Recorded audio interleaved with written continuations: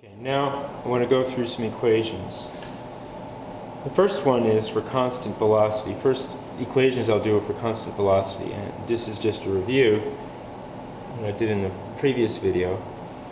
So the definition of the velocity, if it's constant, I can always write distance over time. That's a shorthand. Remember, I can also, this is also the same thing as change in position over change in time. I'm going to be a little bit sloppy and just use d over t to save some space. So I can rearrange this equation by solving for example, I can multiply by solving for d. So if I multiply both sides of this equation by t, then if you look carefully, I get the following: d equals v times t. Distance is the velocity times the time. We've already done some problems with that.